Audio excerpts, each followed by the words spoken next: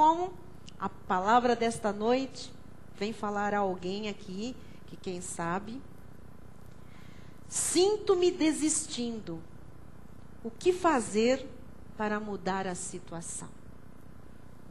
Porque nós estamos aqui cantando uma verdade. Mas os nossos olhos, as circunstâncias que nós vivemos, muitas vezes, são totalmente contrárias àquilo que Deus fala em sua palavra. E a nossa carne vai se envolvendo com tudo isso e dá vontade, muitas vezes, de desistir. Apesar de nós sabermos que Deus é realizador de sonhos. Mas parece que isso fica, às vezes, tão distante, tão remoto, tão impossível para nós. Por quê? Então, se alguém se sente desistindo, ou se alguém conhece outra pessoa que está desistindo, o que fazer para mudar a situação? Vamos ouvir Deus falar. Em 2 Coríntios 12, 9 e 10, o apóstolo Paulo diz assim: então ele me disse, a minha graça te basta, porque o poder se aperfeiçoa na fraqueza. De boa vontade, pois, mais me gloriarei nas fraquezas, para que sobre mim repouse o poder de Cristo. Então eu queria só dizer o seguinte: quem está se sentindo muito fraco, quanto mais fraco você se sentir, você precisa saber que mais repousa sobre a sua vida o poder de Cristo, que está ali pronto para lhe fortalecer e para mudar qualquer situação. Pelo que sinto prazer nas fraquezas. Não é porque Paulo era um louco, masoquista. É porque ele sabia que nas fraquezas ele contava com o poder de Deus.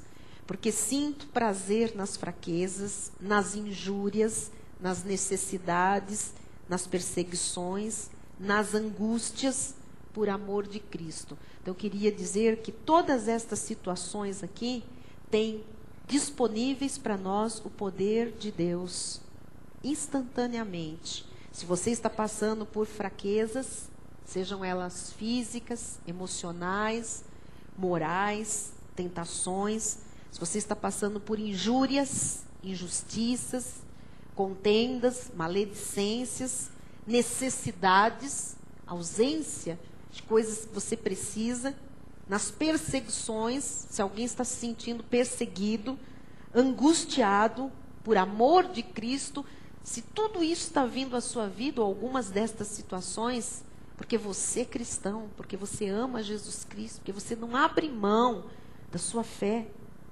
você tem que saber que quando você é fraco, disse Paulo, porque quando sou fraco, então é que sou forte.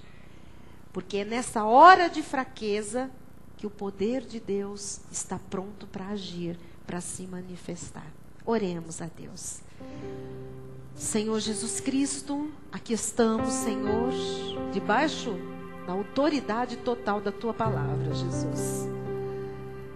E nós aqui, Senhor, nos encontramos passando muitas vezes por necessidades, angústias, perseguições, injúrias, por amor a Ti, Jesus. Porque o mundo nos odeia, Pai. O mundo quer exterminar os filhos de Deus. Existe uma luta muito grande, Jesus, para vivermos neste mundo, Pai, só debaixo do Teu poder, Pai.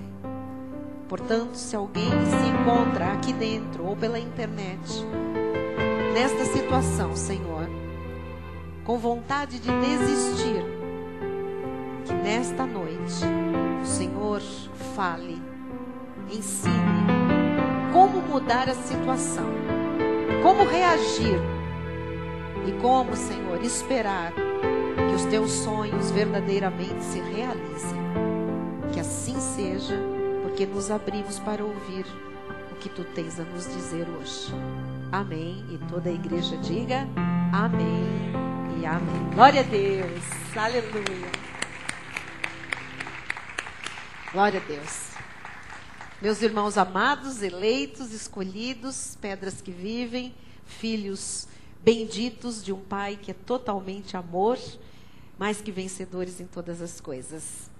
Há pessoas nos ouvindo agora, aqui dentro do santuário e também pela internet, e que vão ouvir este CD posteriormente, que estão dizendo, lá no fundo do seu coração, eu estou à beira de desistir. Eu estou à beira de largar tudo. O que eu faço para mudar a minha situação? Será que existe alguma coisa que eu possa fazer para mudar o panorama da minha vida? Então, eu venho ao altar esta noite para encorajar você com palavras que virão do trono da graça de Deus, com palavras que são vivas, eficazes, palavras que virão da boca do próprio Deus, especialmente dirigidas àquelas pessoas que ainda podem estar aqui neste lugar, podem até estar frequentando a igreja e que dizem, bispa, eu me encontro desencorajada, eu me encontro desencorajado. Então, fique atento ao que o Espírito Santo vai lhe dizer. Desencorajamento é como uma doença grave.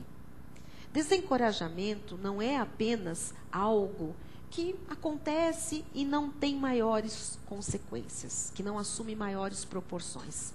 Desencorajamento é como uma doença gravíssima. Desencorajamento, dizem alguns especialistas na alma, no estudo da alma, das emoções, dos estados das pessoas, que desencorajamento chega a ser pior que um câncer, chega a ser pior do que um tumor.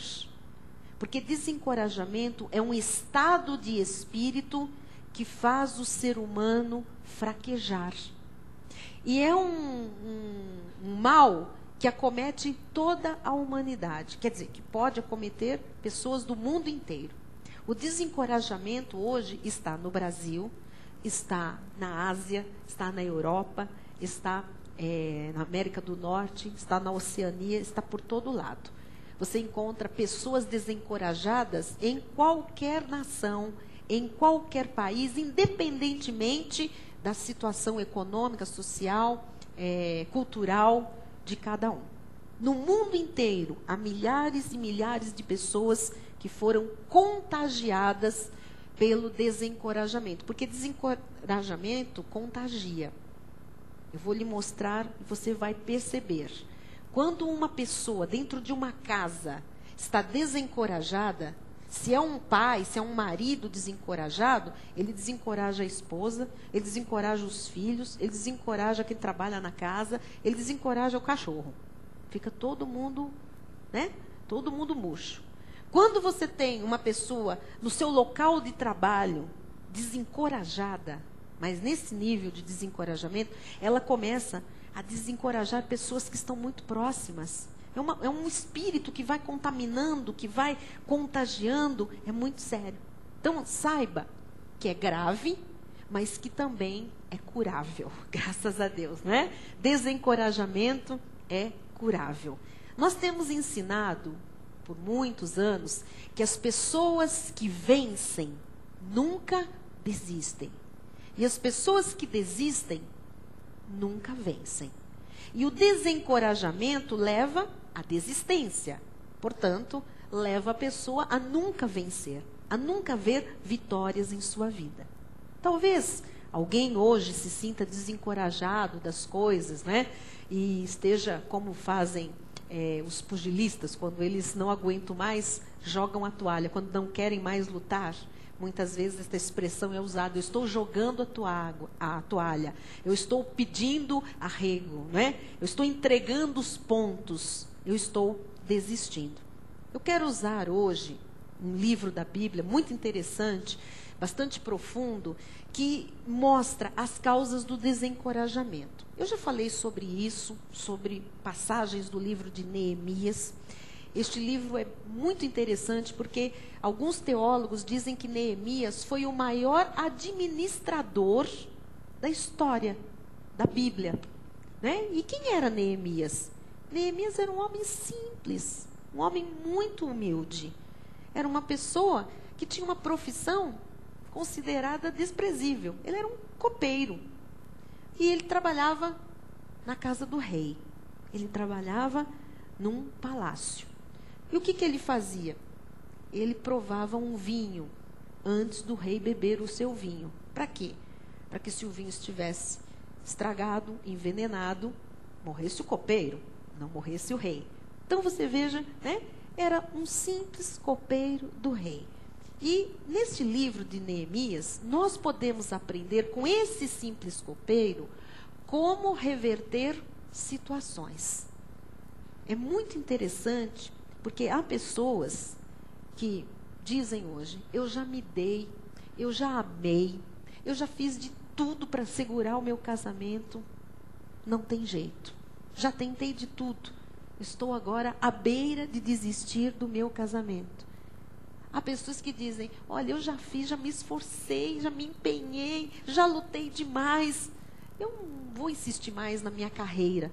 Pessoas que estão a ponto de desistir da sua carreira. E outros desistir dos seus sonhos. Sonhos que vêm lutando, que vêm almejando, que vêm até orando a respeito disso. Estão a ponto de desistir. Então, quando nós encontramos pessoas com este espírito da desistência, são pessoas que estão desencorajadas. E essas pessoas precisam ser cuidadas, essas pessoas precisam ser tratadas como se elas estivessem verdadeiramente doentes, porque há cura da parte de Deus. Então nós vamos ver as causas do desencorajamento através do livro de Neemias e como reverter esse quadro. Você conhece essa história de Neemias? Ele era um copeiro, estava ali na casa do rei, mas Jerusalém havia sido destruída. Os muros tinham sido todos destruídos, arruinados, os portões queimados. A cidade estava destruída por muito tempo. E ninguém fazia nada. A cidade estava lá. Nenhum poderoso se meteu a restaurar. Ninguém da cidade quis fazer isso. E um dia, Neemias vai à cidade e ele fica muito triste. Porque ele diz: isto tem uma história do povo de Deus, dos meus antepassados, né, dos meus pais. O povo que verdadeiramente se chama pelo nome de Deus, não está fazendo nada, olha, está tudo destruído. E ele teve um sonho colocado por Deus em seu coração. Por isso nós devemos prestar muita atenção quando Deus coloca um sonho, um desejo no nosso coração. E ele não olhou para a sua condição de uma pessoa, um serviçal, um copeiro, um provador de vinho. Ele teve aquele sonho e ele foi em busca da realização. Ele falou com o rei, ele falou da necessidade, do que ele sentia, do que ele queria, do que ele desejava, que ele tinha vontade de restaurar os muros da cidade, de reconstruir a cidade, e ele precisava da permissão do rei para fazer isso. E o rei foi inclinado no seu coração por Deus, porque aquele sonho era do Senhor. Os irmãos estão acompanhando, né? Deus colocou o sonho, ele agarrou aquilo, o desejo dele cresceu, ele não olhou para a sua condição pequena, ele foi falar com o rei, porque ele precisava da permissão do rei para mobilizar trabalhadores, dinheiro, né, recursos, e também dele acompanhar aquela empreitada. E ele teve a permissão do rei. O rei, né, foi movido por Deus para facilitar, para ser um facilitador. E ele começa então.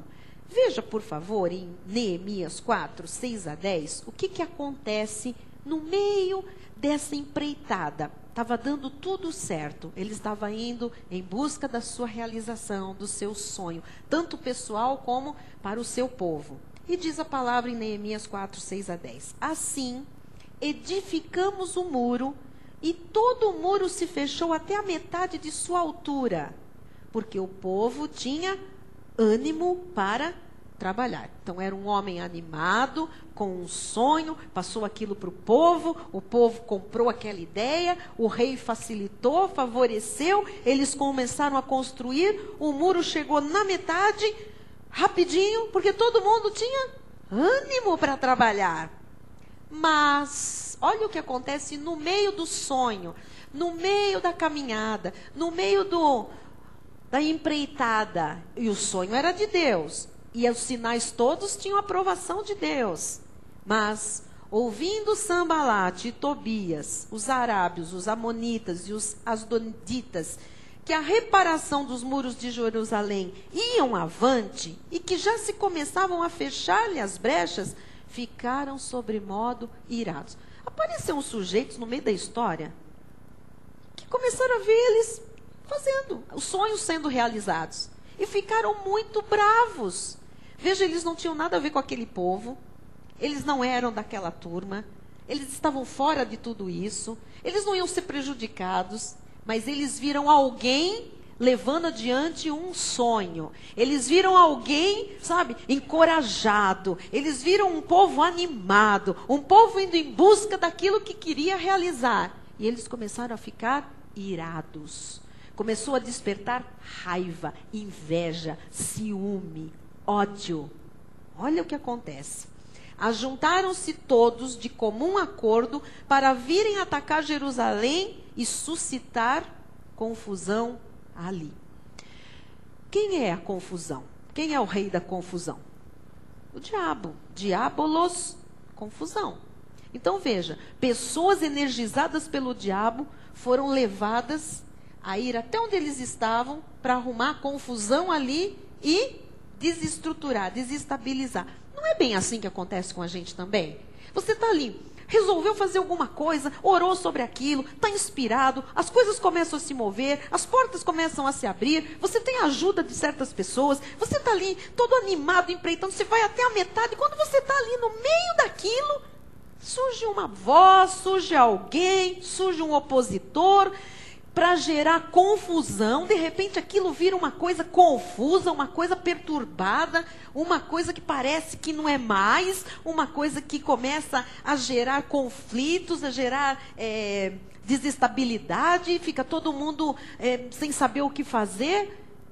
Isto acontece conosco também, no meio da nossa jornada de sonhos, às vezes de um casamento, às vezes de um estudo, de uma carreira, de uma empreitada, de um ideal de vida.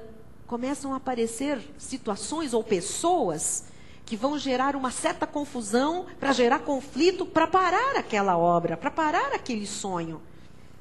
E diz a palavra no versículo 9: porém, nós oramos ao nosso Deus e como proteção pusemos guarda contra eles de dia e de noite. Então eles começaram a fazer o quê? O natural.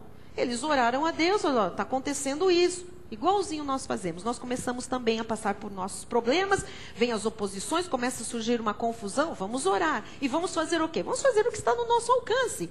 Né? Eu corro para cá, eu trabalho ali, eu ligo para não sei quem, eu faço isso. Eles começaram a fazer isso, puseram guarda contra eles de dia e de noite. Versículo 10. Então disse Judá, agora uma voz se levanta no meio disto tudo, que já tinha sido contaminada pela palavra do medo, pela palavra da ameaça. Já desfaleceram as forças dos carregadores, e os escombros são muitos, de maneira que não podemos edificar o muro. Então veja, no meio do trabalho, no ponto em que já haviam construído, ou que haviam reconstruído meio muro, faltava quanto para o muro inteiro? Mais meio. Já tinham ido até a metade. Surge de repente 2 inimigos, que aí outros se juntam a eles, e eles começam a gerar confusão. E essa confusão faz com que aquelas pessoas percam as forças. Então você precisa aprender isso. Que quando começa a haver confusão naquilo que você está fazendo, quando começa a haver conflitos ali, semeados por pessoas estranhas, por inimigos, energizados, ímpios, enfim, pessoas alheias àquele seu projeto, você precisa tomar muito cuidado, porque aquilo mina as forças. Diz que eles perderam a força, ou as forças para continuar, para trabalhar. Eles disseram, já não há mais força nos trabalhadores, e os escombros são muitos. Então, aqui nós podemos ter a primeira causa de desencorajamento. Está no telão para você que anota, que visualiza melhor. Fadiga e cansaço. Quando você está cansado fisicamente, e nós temos que entender que aqueles trabalhadores estavam cansados, porque eles estavam trabalhando num ritmo acelerado, porque era uma permissão do rei, tinha que ser uma coisa reconstruída rapidamente, e eles estavam ali dando tudo de si. Então, fisicamente, se eles já tinham feito meio muro, eles estavam cansados, né? Então, quando você está cansado fisicamente, parece que você está mal espiritualmente. Guarde o que eu estou lhe dizendo, porque eu estou falando de experiência própria. Quando o nosso físico está muito cansado, quando nós estamos muito estressados, dá uma sensação de que espiritualmente a gente também não está bem. Eu vou lhe explicar por quê. Porque a primeira coisa que a pessoa tem desejo de fazer é de não vir à igreja. Então, o fato do cansaço físico começar a gerar a vontade de não vir à igreja, há uma ligação instantânea. A pessoa não está bem espiritualmente. Se liga o físico ao espiritual. E a pessoa começa a ter vontade de desaparecer, ela tem vontade de se isolar, ela tem vontade de se fechar, ela tem vontade de fechar as janelas do quarto, de não ver o sol, de ficar às vezes 2, 3 dias presa num ambiente, não quero ver ninguém, não quero falar com ninguém. Então, a fadiga e o cansaço fazem as pessoas serem covardes. A fadiga e o cansaço fazem as pessoas pensarem que elas também não estão bem espiritualmente. E isto não é necessariamente verdade, tá bem? Então, eu já me senti assim algumas vezes. Do meu físico estar tão cansado, eu estar tão exausta, tão fatigada, tão que eu penso, meu Deus, quando vem um desafio espiritual, eu penso, ai, não vai dar, acho que não vou conseguir, acho que não é para mim. Não tem nada a ver uma coisa com outra, porque o espiritual está bem, o físico é que não está bem. Então, nós precisamos ficar atentos a isso. Eu aprendi com Deus que é necessário aprender a descansar o físico. O Senhor tem falado aqui várias vezes em desacelerar. Quem lembra que o Senhor tem falado sobre isso? Então, assim, é hora de a gente prestar atenção naquilo que Deus está nos avisando, amados. Eu não estou falando para aqueles que são calminhos, porque tem uma turma que é maneira, mas tem uma turma acelerada. Não tem um povo que é do agito. É natureza da pessoa. É agito, não para, é de noite, é não sei o quê, está fazendo uma coisa pensando em outra. Quer agarrar o mundo com as duas mãos, quer pôr tudo nas suas costas, quer resolver o problema da humanidade. Então, esses acelerados precisam tomar muito cuidado. Por quê? Porque o físico sente. O físico é igual de todo mundo. Então, isso aqui é muito sério. As pessoas precisam aprender a descansar. Principalmente os que sabem que são muito elétricos. Porque quem gosta mesmo dessa pregação são os mais lentos. Quando eu falo precisa descansar, os primeiros que descansam são os que descansam mais mesmo. É verdade. Não é verdade? É verdade. Eu falo para a igreja, gente, precisa desacelerar. Os desacelerados dizem, é para mim esta palavra. Os elétricos, não. Os elétricos ficam, até parece que eu consigo. E é para esse. Deus está cuidando desse. Então, olha, os maneiros, não é para desacelerar. Faça o que você tem que fazer. Isto aqui é para aqueles que não param. Aqueles que têm esta sensação de que não vão aguentar mais e acham que estão mal espiritualmente para os desafios que Deus tem para a sua vida. Você sabe que até a terra precisa descansar? Você sabe, o agricultor, se ele plantar, colher, tem uma hora que a terra não dá mais nada. Ela precisa parar um tempo, né? Para ela recuperar as forças, os nutrientes, as energias. Deus é perfeito em todas as coisas. Você sabe que as empresas, as boas empresas, as divisão maior, né? Hoje, elas fazem isso, elas investem muito no funcionário. Existem momentos de manhã, por exemplo, que tem um coffee break, tem um lanchinho. Tem empresas que param à tarde também um pouquinho. Tem empresas que depois do almoço tem um local para repouso, para a pessoa fazer uma cesta. É verdade ou não é? Uns minutos. O que eles estão querendo? Eles estão querendo isso mesmo. Que você produza mais, que você esteja mais encorajado, mais animado. Porque sabe da necessidade de relaxar, de descansar, né? Então estão investindo no funcionário porque sabem que ele vai produzir mais e melhor. O funcionário, muitas pesquisas foram feitas, muitos testes, o funcionário que trabalha o período inteiro, só para almoçar, ele tem um tipo de rendimento. Aquele que para um lanchinho às 10 horas da manhã e depois do almoço ele para 15 minutos, ele tem um rendimento muitíssimo superior. Além de render mais, ele vem muito mais animado, ele vem muito mais reposto.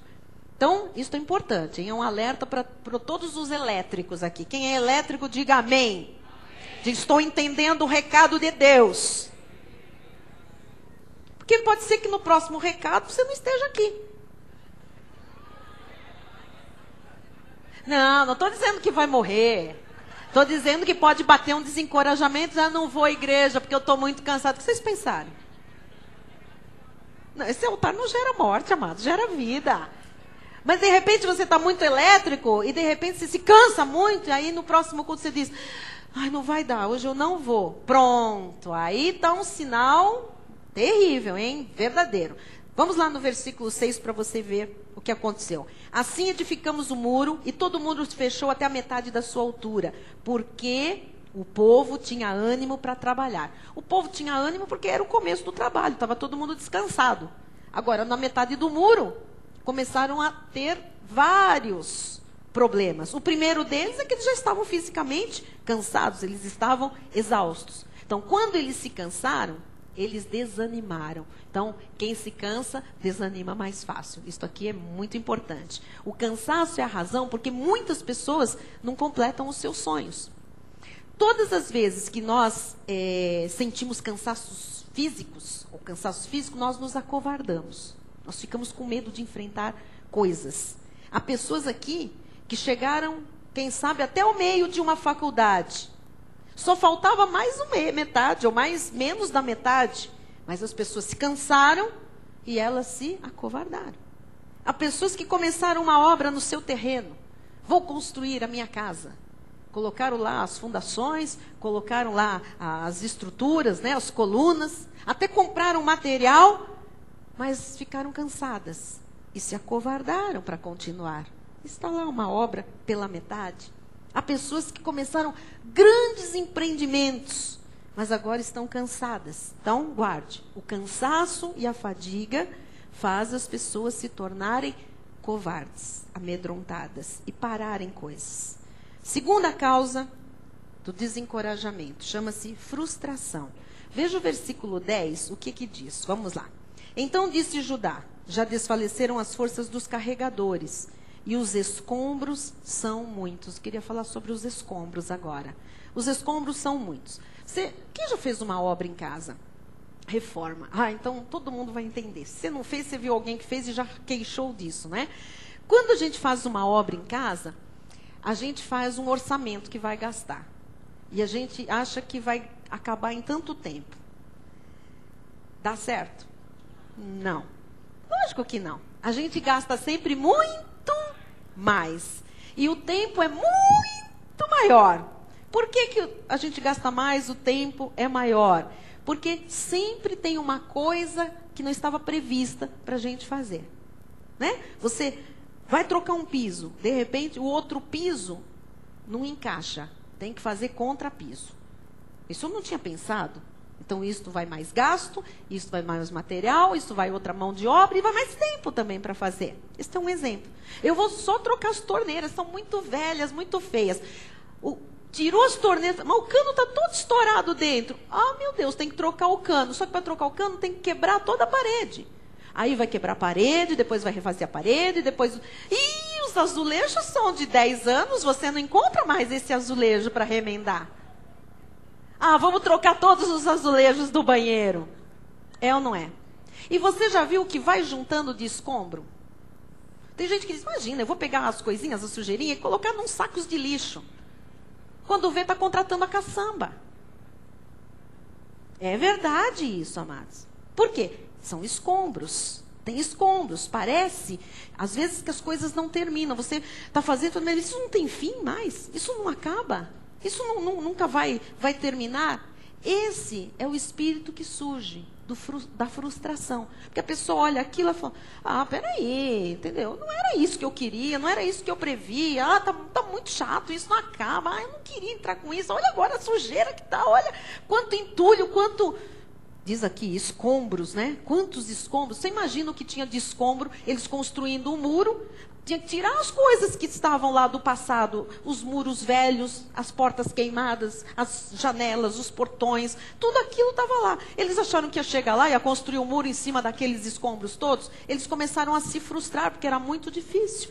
Então eu queria que você soubesse que para evitar frustrações é preciso tirar os escombros da vida. Ou seja, tudo aquilo que dificulta o seu cumprimento dos seus alvos, dos seus sonhos, tudo aquilo que rouba tempo, são escombros que precisam ser retirados.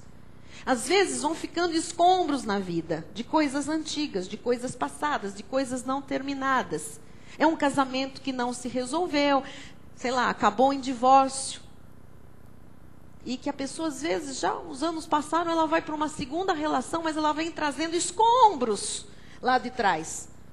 E depois ela vai para um segundo casamento e ela se frustra. Por que ela se frustra? Porque tem escombro. Porque tem coisa não resolvida e começa a projetar na outra pessoa, e começa a lembrar, e começa a trazer bagagem lá de trás, e coisas que não foram acertadas financeiramente, emocionalmente. Então, assim, está tudo errado. É preciso remover os escombros, senão vai vir a frustração. Então, estou lhe mostrando aqui. Primeira causa do desencorajamento, cansaço físico e fadiga. Segunda causa, frustração. Quando vem a frustração? Quando a gente não tira as coisas velhas do passado, não remove os escombros. Terceira causa, fracasso. Ainda no versículo 10, põe para mim, Edmilson, por favor, diz assim, então Judá disse, já desfaleceram as forças dos carregadores, os escombros são muitos, de maneira que não podemos edificar o muro. De maneira que não podemos. Quem disse que não podia? Agora ele começa a dizer. Por quê? Porque veio o inimigo e disse, vocês não vão conseguir. Não foi isso que tinha dito Sambalá? Nós vamos fazer, vocês não vão, Tobias, né? Não vão conseguir. E eles acreditaram. Quer dizer que Deus havia colocado um sonho, dado as condições, movido o coração do rei, que era a autoridade máxima. Eles fizeram metade do muro, mas nessa hora do cansaço físico, de olhar para os escombros, o inimigo sabe exatamente a hora de mandar os energizados por ele para dizer, não vai dar, não vai acabar, você não vai conseguir. E eles aceitaram esta palavra. Eles tomaram para si esta palavra. Eles estavam cansados, eles estavam frustrados com os escombros e agora vem o fracasso. Não vão poder fazer nada. Por que o fracasso? Porque a obra vai ficar na metade. Somos fracassados. E veio de um deles, um homem importante, uma confissão negativa bombástica. Meu amado, quando você estava lá fazendo alguma coisa, se você também teve esta sensação de cansaço físico, provavelmente você começou a olhar e falar, tem muito trabalho. E depois você se frustrou. Por quê? Porque você disse, não vai dar, não vou conseguir, isso não é para mim. E o inimigo entra nessa hora para dizer, realmente, não vai dar, você não vai conseguir, isso não é para você. E você assume essa confissão, que é do inimigo, para você. Então veja, quando você destrava na sua vida essa mola que está presa lá dentro e você começa a dizer, eu não posso, não vou conseguir, não vai dar. Você perde o entusiasmo, você perde a confiança, você perde a esperança e aí já está o fracasso. Você já é um fracassado nesse momento, nesse plano, nessa situação. Principalmente quando o inimigo não quer que a gente faça aquilo que a gente está fazendo. E tem coisas que nós nos pomos a fazer que o inimigo não quer que a gente faça. E ele sabe muito bem quem ele usa. Eu queria que vocês soubessem disso. Ele usa pessoas que têm influência. Não pensa que esse Sambalá e esse Tobias, os amonitas aí, eles não tinham influência nisso que eles estavam falando, sobre este povo. Por isso eles incorporaram aquela palavra negativa, aquela palavra de morte. Então, nós não podemos deixar nem o cansaço, nem a frustração, nem o fracasso tomar conta da nossa vida. Daí, amados, é um passo para a confissão negativa sair da nossa boca e ligar no inferno. Não vai dar, não é para mim, eu não vou conseguir, eu me equivoquei. Então, eu quero ir para o final da mensagem. Você está aí pensando, realmente, como reagir para mudar essas coisas que nos levam ao desencorajamento? Será que é gerando autopiedade? A coitada de mim, ninguém me ajudou, tá vendo? Vieram jogar areia no meu negócio, jogaram um balde de água fria, falaram contra. Será que é assim que nós conseguimos reverter isso? Não. Será que é pedindo oração para todo mundo? Passa por um, põe a mão na minha cabeça, ora por mim. Olha, eu não estou bem, aconteceu um problema. Será que é assim? Não é. Será que é culpando os outros? Tudo culpa do Sambalá. Tudo culpa do Tobias. Tudo culpa da minha sogra. Tudo culpa da minha nora. Tudo culpa da minha mãe. Tudo culpa da minha filha. Tudo culpa do meu irmão. Tudo culpa do meu pai. Isso é por causa do meu avô lá atrás. Será que é assim que nós podemos mudar as coisas que nos desencorajam? Não. Porque se nós entrarmos por esse terreno, vai surgir um outro sentimento que desencoraja, pior ainda, que se chama medo. Aí nós começamos a ficar sem chão. E o medo toma conta. Olha o que diz o versículo 11. Disseram, porém, os nossos inimigos, nada saberão disto, nem verão, até que entremos no meio deles e os matemos. Assim faremos cessar a obra. E o inimigo, quando ele percebe que a gente começa a ficar com medo, ele começa a rugir, rugir, rugir para assustar. Veja que na hora da fraqueza total deles, fracasso, fadiga, frustração, o que o inimigo fez? Se vocês não pararem, vocês vão parar de qualquer jeito, porque nós vamos entrar e matar todo mundo. Ele joga pesado. Ele vem com ameaças pesadas. O inimigo começou a dizer que eles iam parar a obra de qualquer jeito, porque eles iam matar todo mundo. E o que aconteceu com eles? Eles ficaram com medo. Quantas vezes nós estamos no meio do projeto, por causa do cansaço, da frustração, do fracasso, dos entulhos, de toda essa dificuldade, vem uma palavra negativa, a gente começa a incorporar, não vai dar, realmente, não é para mim, eu acho que eu me equivoquei. Nessa hora, o inimigo vem com uma ameaça. Quantas vezes vem nessa hora, você fala, parece que o mundo está desabando na minha cabeça. É um nome na justiça, é alguém que te ameaça, é um cobrador que estava lá quieto e surge naquele momento, é um oficial de justiça que bate na tua porta. O inimigo sabe o que fazer. Sabe como assustar. Ficaram com medo. Olha o versículo 12. Vamos lá. Quando os judeus que habitavam na vizinhança deles, quer dizer que os judeus habitavam na vizinhança de Sambalá, Tobias e daquela turma toda maligna, dos demônios. Quando esses judeus que habitavam na vizinhança deles, 10 vezes nos disseram, de todos os lugares onde moram, subirão contra nós. Veja que o diabo usou as próprias pessoas do povo judeu para ouvir o que eles falavam, para levar aqueles homens para dizer 10 vezes. Às vezes você está ouvindo uma notícia má, vem uma outra seguida. Às vezes você está sossegando com uma, vem uma outra.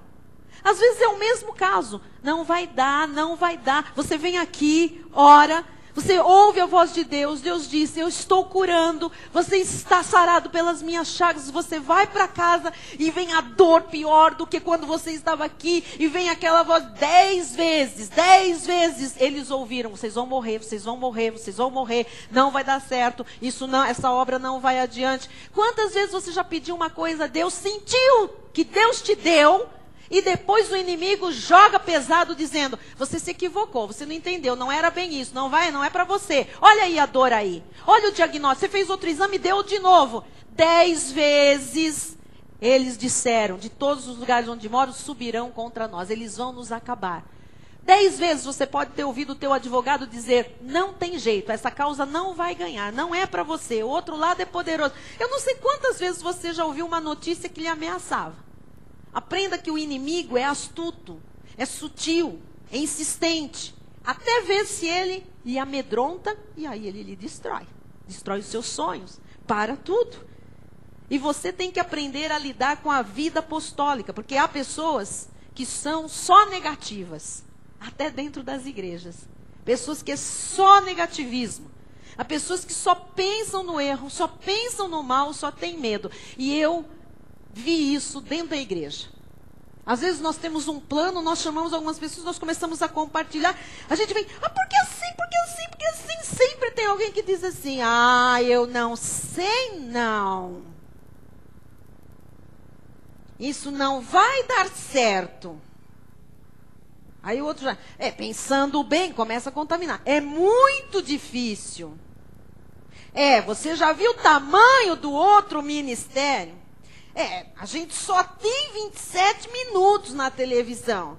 Nós não temos a entrada que outro... Começa, amados, existem pessoas dentro da obra de Deus que são negativas, negativistas. São terríveis, só pensam no mal, só têm medo. São pessoas inseguras. E o diabo sabe e usa essas bocas para serem os Sambalás e os Tobias na nossa vida. Então, como é que eu sei se eu estou infectada com medo? Você pode estar perguntando, será que eu sou uma dessas pessoas? Quando você tem um intenso desejo de correr, um intenso desejo de fugir, de sumir, de sair fora da pressão, é porque você está com medo. Quando as pessoas estão querendo fugir daquilo que tem que fazer, quando as pessoas estão querendo correr, é porque elas já estão dominadas pelo medo. Então guarde, o cansaço, a frustração, o fracasso e o medo geram pessoas desencorajadas. E qual é o antídoto? Vamos encerrar. Número 1, aprenda a descansar o seu corpo. Salmo 127, 2. Aprenda, isso é para os elétricos. E os elétricos digam amém. Aprenda, porque é um aprendizado. Você aprendeu a ser elétrico, agora aprenda a desacelerar, desligar da tomada, por favor. Né? Salmo 127, 2 diz, inútil vos será levantar de madrugada. Tem gente que diz, 4 horas de sono para mim tá bom. A medicina diz que não está. Não. E o meu corpo diz que não também. 4 horas eu morro, você também, né, pastora? A média é 8 horas de sono. Alguns com 7 horas estão muito bem supridos, alguns com 9. Fora disso, são problemas. Diz os especialistas, não é verdade? Lógico que há épocas em que se pode repor um pouquinho, etc. Épocas em que se acorda.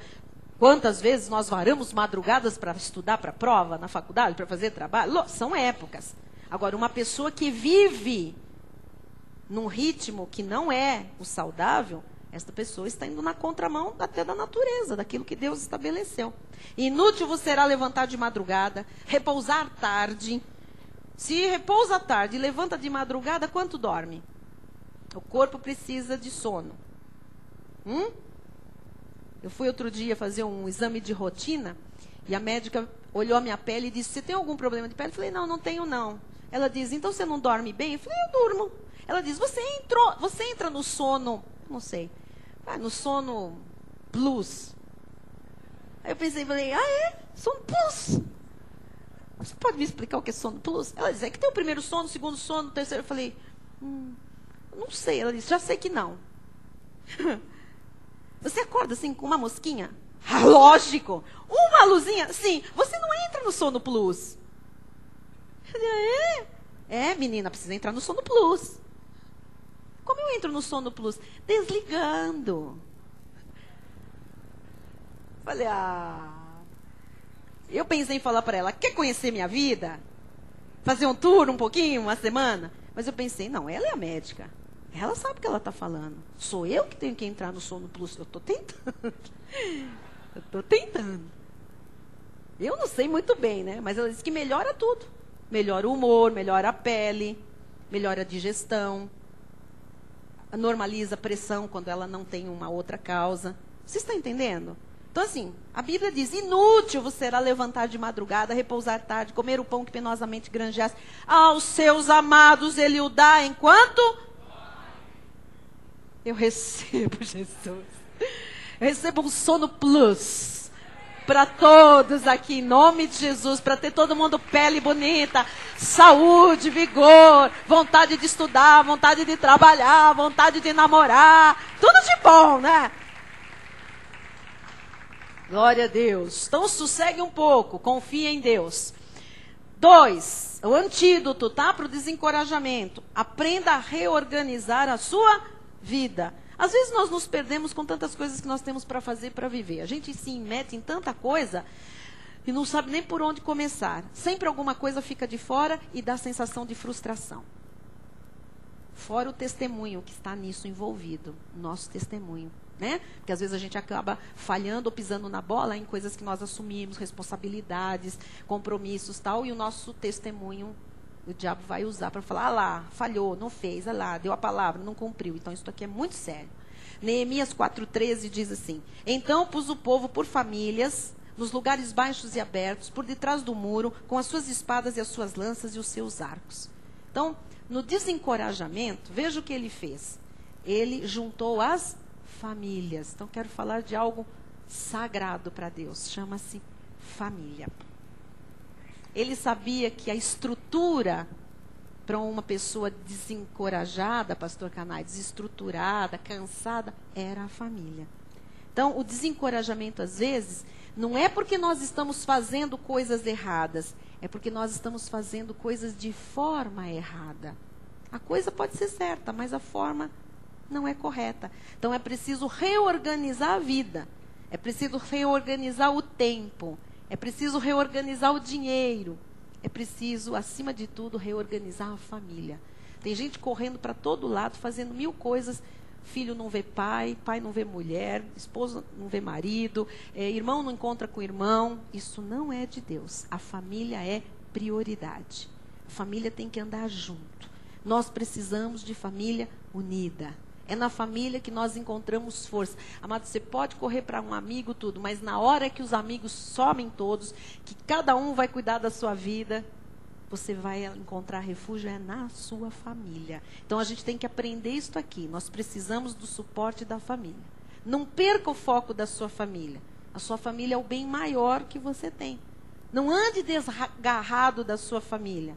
Ih, bispa, mas eu não falo com fulano não sei quanto tempo, o outro não me olha. Ih, faz 2 natais que a gente não se encontra. Perdoe, amado. Peça perdão. Vá procurar as pessoas. Junte a sua família. Faça as pazes. Nós aqui na igreja somos uma família. Se nós ensinamos isso para nós aqui, temos que ampliar isso para o mínimo, núcleo menor, que é a nossa casa. Então, assim, família é fundamental. Acredite nisso. Você sabe quando pessoas às vezes lutam para sobreviver? Pessoas que estão ali numa cama de hospital, às vezes o médico diz, olha, você está desenganado, você não vai sair daqui. A pessoa às vezes sai, a gente tem testemunhos disso, porque ela ali fala, não, peraí, eu tenho filho para criar. Por causa daquele filho, aquela força cresce e a pessoa vence uma adversidade. Nós vimos o testemunho, não sei se foi da Regina, da Sueli, sobre o acidente, que naquele momento, ou da Loli, não sei, naquele momento do acidente, em novembro passado, do micro-ônibus, que todo mundo estava ali jogado na estrada, estraçalhado, um para cada lado, cada um pensava na sua família, como estava o outro que estava ali na família. E os que estavam sem a família ali pensavam, a minha família é lá em São Paulo, eu não quero, eu vou reagir, eu tenho alguém para amar, eu tenho alguém para criar, eu tenho alguém, sabe, para me envolver. Então, assim, a família é muito importante. A família é uma coisa poderosíssima. Você sabe que às vezes eu estou triste com alguma coisa, às vezes alguma coisa que me acontece, alguma coisa, um problema que eu vejo na igreja, uma situação, eu fico entristecida com aquilo, às vezes eu fico abatida, às vezes eu oro antes de dormir, levanto de manhã, eu e o meu marido oramos por aquilo, e assim, eu estou na minha carne abatida. Você sabe que eu vou ao quarto de um dos meus filhos para chamá-los para a escola, faculdade, trabalho, alguma coisa, e eu, às vezes, a gente tem um código, né? As famílias têm sempre um código, os códigos de família, né? Eu digo, tem um espaço reservado? É uma brincadeira nossa. É só dar um chego para lá que eu me encaixo. Então, assim, tem um espaço reservado? Qualquer um deles, vão para trás. Aquele braço, eles não sabem de nada, mas um braço assim, um carinho, ai, como é bom. Aquele problema, aquela situação, aquela dor, aquilo E, ai, que gostoso, eu esqueço tudo, aquilo é substituído pelo conforto da família, por uma mão de alguém que ainda está dormindo, ainda está sonado. Então, assim, isso é muito sério. A família é uma coisa poderosíssima quando nós estamos fragilizados. Precisamos valorizar isso. Então, tenha motivação para chegar ao final do ano fazendo grandes coisas e prevalecendo. Eu encerro com o terceiro ponto, antídoto. Lembre-se do Senhor, logicamente. Versículo 14 diz: inspecionei, dispus-me e disse aos nobres, aos magistrados e ao resto do povo: não os temais, lembrai-vos do Senhor, grande e temível, e pelejai pelos vossos irmãos, vossos filhos, vossas filhas, vossas mulheres, e vossa mulher e vossa casa. Então eu estou aqui para encerrar o culto e dizer para você: não tema as ameaças, as injustiças, as injúrias, as vozes que se levantaram. Não tema nada que veio contra você. Agarre-se àquilo que vale a pena. Agarre-se, porque diz aqui, olha, não os temais, lembrai-vos do Senhor. Lembra do que Jesus já fez na sua vida. Lembra de outros sinais que Deus lhe deu, de provisão que chegou, de uma porta que se abriu, de uma cura que se manifestou, de um milagre que Ele fez no momento importante da sua vida. O Senhor é a solução, o Senhor é a provisão. Lembre-se do Senhor na hora em que você estiver ali. Ele que vai livrar, Ele que vai abrir portas. Lembre-se de que Ele já fez isso em outras épocas. Salmo 119, 25 diz: a minha alma está apegada ao pó. Vivifica-me segundo a tua palavra. Na hora em que você está desencorajado ali, a ponto de desistir, vivifica-me, Senhor, segundo a tua palavra.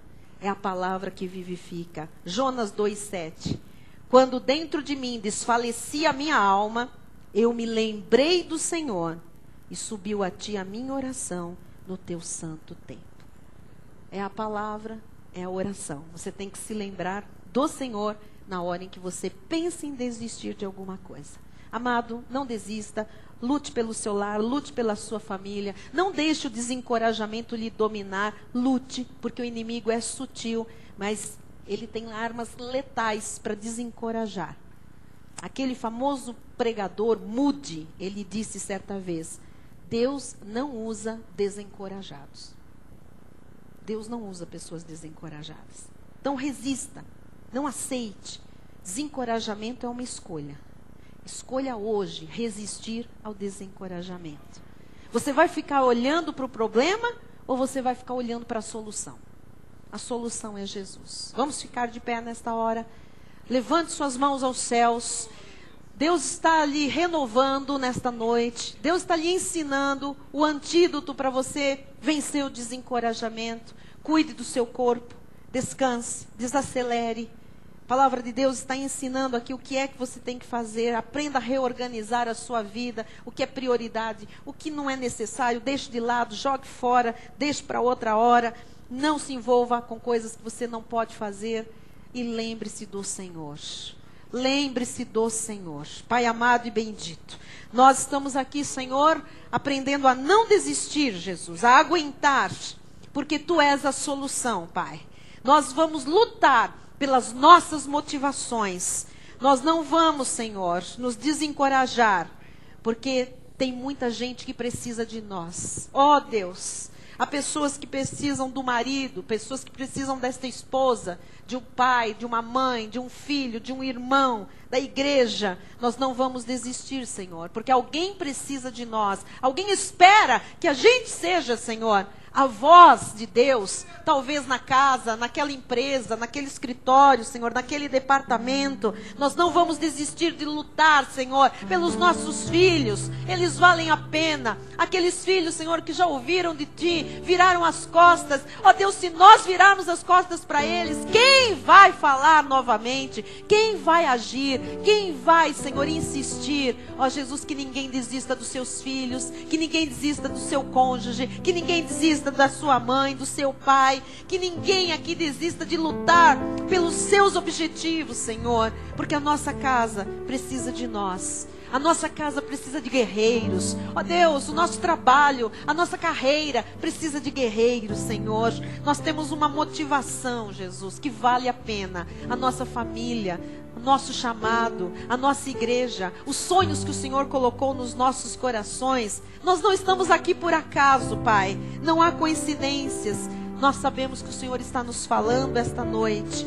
E a vida passa muito rápido, Pai. O Senhor tem mostrado, tudo é muito rápido. Ó Deus, para que serve viver desencorajado, Senhor? Para que viver como um peso morto para a família, para os amigos, para a sociedade, para a Tua obra, Jesus? Nós estamos aqui hoje, Senhor, para reagir, porque a vida vale a pena, Pai. A vida vale a pena, a família vale a pena, Senhor. A obra de Deus vale a pena.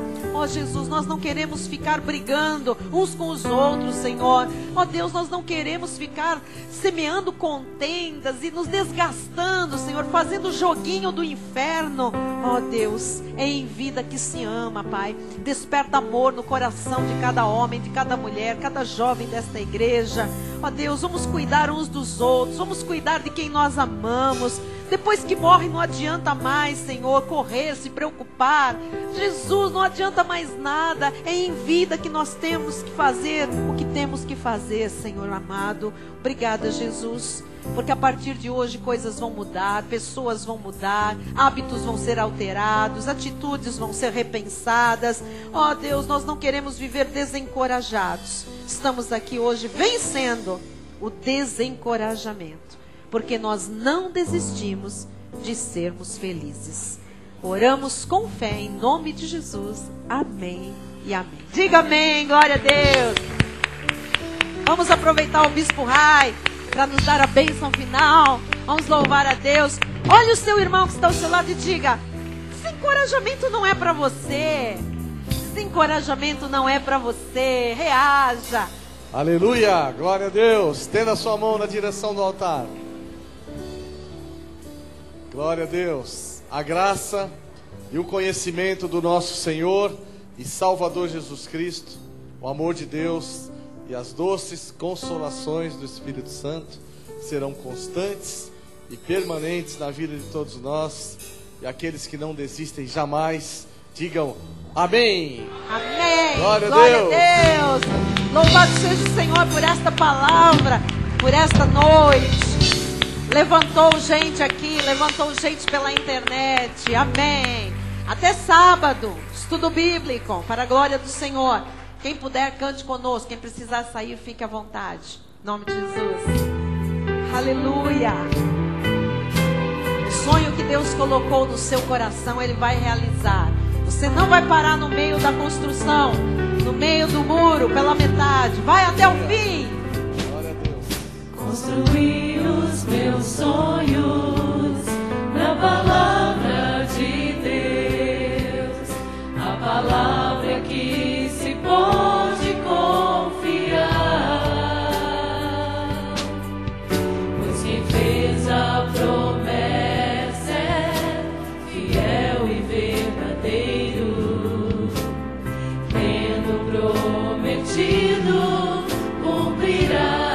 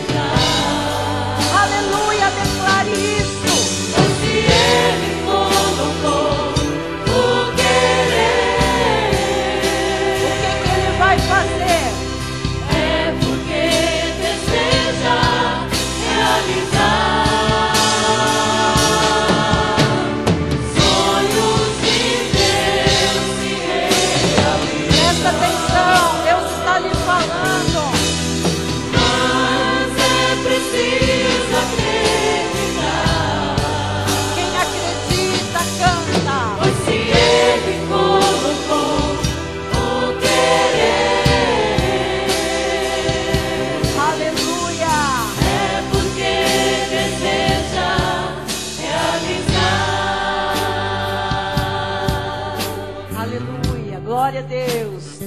Deus, você é um construtor de sonhos. Os teus sonhos na palavra de Deus, a palavra em que se pode confiar,